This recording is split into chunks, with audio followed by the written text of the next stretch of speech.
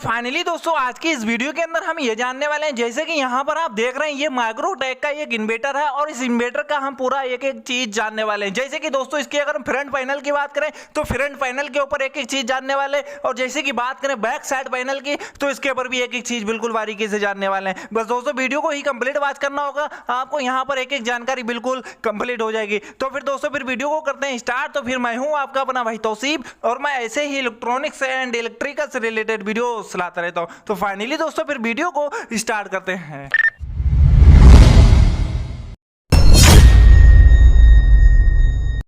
तो दोस्तों सबसे पहले तो हम ये जान लेते हैं कि फ्रंट पैनल में ऐसा क्या क्या दिया जाता है दोस्तों। तो दोस्तों जैसे कि यहाँ पर आप देख रहे हैं ये मेंस ऑन, मतलब कि इसका मतलब हुआ सीधा सीधा यहाँ पर समझिए आप कि जब हम इसको अपना इनपुट सप्लाई देंगे, मतलब कि इसको हम अपनी बिजली से जब कनेक्ट करेंगे इन्वर्टर को, तो हमारा यहाँ पर ये मेंस ऑन दिखेगा। मतलब कि इसका मतलब हुआ है कि हमारा इसमें इनपुट सप्लाई दिया गया है, मतलब कि इसमें 220 वोल्ट एसी दिया गया है। अगर वही बात करें कि अल्टरनेटिंग इसके अंदर करंट पाया गया है कि इसके अंदर हमने 220 वोल्ट दिया है दोस्तों, तो हमारा यहाँ पर मेंस ऑन हो जाएगा दोस्तों। अब यहाँ पर लिखा हुआ है यूपीएस ऑन, तो दोस्तों यहाँ पर भी सीधा सीधा समझिए कि इसका मतलब हुआ है कि अगर हमारे इन्वर्टर में अगर कोई भी बिजली प्राप्त नहीं होगी और जब लाइट कट जाएगी तब ये हमारा यूपीएस ऑन दिखाएगा। मतलब कि हमारा यूपीएस ऑन कब दिखाएगा? जब हमारा इन्वर्टर में कोई भी सप्लाई नहीं दिया जाएगा, मतलब कि बिजली हमारा जब कट जाएगा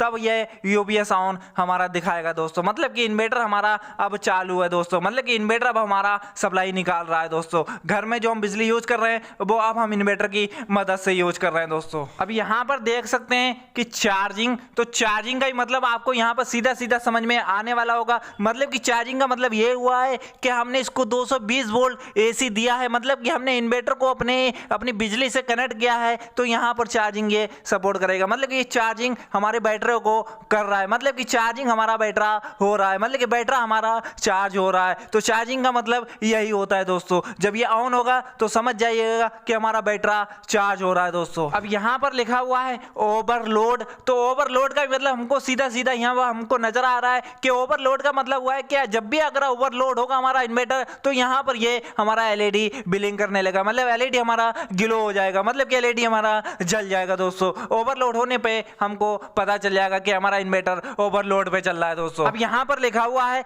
बैटरी लो, तो बैटरी लो का भी मतलब यही हुआ है दोस्तों कि हमारा अगर बैटरा डाउन हो जाएगा, बैटरा अगर लो होगा बिल्कुल, तो यहाँ पर ये हमारा बैटरी वाला इंडिकेशन जल जाएगा, मतलब कि ये हमारा ग्लो हो जाएगा। तो हमको इससे पता चल जाएगा कि हमारा बैटरी लो की कंडीशन में है, मतलब कि बैटरी हमारी डाउन है दोस्तों। यहाँ पर लिखा हुआ है सीबी ट्रिप। अब सीबी ट्रिप का मतलब हुआ है कि दोस्तों इस इन्वर्टर के बैक साइड में आपको एक रीसेट स्विच के नाम से मिलेगा, मतलब कि आउटपुट रीसेट स्विच। वो अभी हम आपको बैक साइड में दिखाएंगे, उसमें आपको क्लियर होगा कि अगर उसमें कुछ भी अगर गड़बड़ा होगा तो यहाँ पर ये वाला हमारा सीबी ट्रिप का ये इंडिकेशन ग्लो हो जाएगा दोस्तों। तो यहाँ पर इस पैनल के बारे में तो हम जान चुके हैं, फ्रंट पैनल में ऐसा क्या क्या दिया जाता है। चलिए अब हम बैक साइड के पैनल की ओर जान लेते हैं कि उसमें ऐसा क्या क्या दिया गया है दोस्तों। तो सबसे पहले तो हम इन तीन स्विच के ऊपर जान लेते हैं दोस्तों। तो जैसे कि यहाँ पर आप देख रहे हैं कि यहाँ पर लिखा हुआ है चार्जिंग करंट।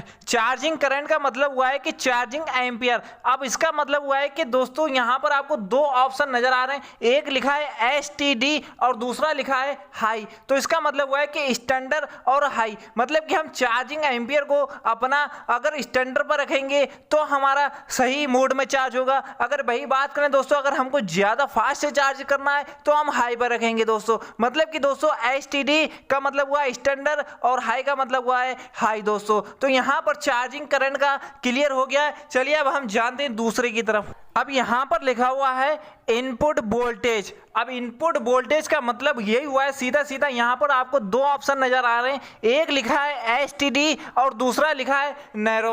अब इसका मतलब हुआ है दोस्तों कि इनपुट वोल्टेज, इसका मतलब कि हमारे घर में जो वोल्टेज आ रहे हैं, स्टैंडर्ड का मतलब हुआ है कि स्टैंडर्ड वोल्टेज जो होते हैं वो हमारे कम से कम 180 से लगाकर और 250 के बीच में, मतलब कि अगर 180 से 250 के बीच में अगर आपके यहाँ वोल्टेज अगर आ रहे हैं तो दोस्तों आप स्टैंडर्ड पे ही रहने दीजिए। अगर वही बात करें तो अगर आपके यहाँ वोल्टेज कम या ज्यादा हो रहे हैं, जैसे कि कम से कम 100 वोल्टेज और ज्यादा से ज्यादा 300 वोल्टेज अगर पार कर रहा है, तो आप यहाँ पर नैरो पे सेट करके रखेंगे दोस्तों। मतलब कि स्टैंडर्ड और नैरो का यहाँ पर क्लियर हो गया है कि इनपुट वोल्टेज ये क्यों होता है दोस्तों। तो यहाँ पर इसका क्लियर हो गया। चलिए अब हम तीसरे की ओर भी जान लेते हैं अच्छे से। अब यहाँ पर तीसरे ऑप्शन में हमको नजर आ रहा है, जैसे कि यहाँ पर लिखा हुआ है कि चार्जिंग वोल्टेज। अब चार्जिंग वोल्टेज का मतलब सीधा सीधा समझिए कि यहाँ पर आपको दो ऑप्शन नजर आ रहे हैं, जैसे कि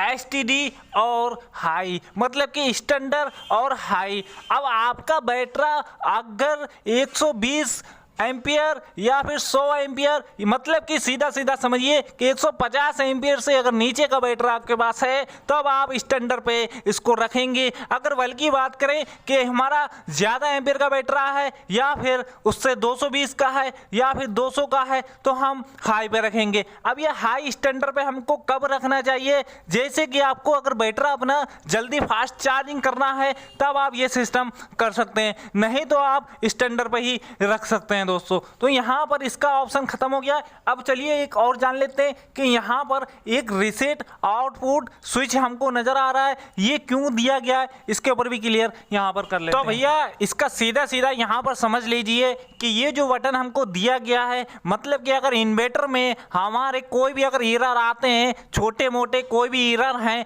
तो दोस्तों हम इसको रीसेट करके अपने इन्वर्टर को स्टार्ट कर सकते हैं। तो दोस्तों यहाँ पर इसका भी क्लियर हो गया है और पूरा जानकारी भी कंप्लीट हो गया कि बैक पैनल में क्या क्या सिस्टम दिया रहता है और हमारा फ्रंट पैनल में क्या क्या सिस्टम दिया रहता है। तो यहाँ पर पूरी जानकारी दोस्तों कंप्लीट हो चुकी है और आपका भी यहाँ पर क्लियर हो गया होगा दोस्तों। फिर दोस्तों अगर कुछ भी ऐसा अधूरा रह गया हो तो हमें कमेंट बॉक्स में जोर से बताना। तो फिर दोस्तों फिर मिलते हैं फिर नेक्स्ट वीडियो में, तब तक अपने का ख्याल रखिएगा दोस्तों।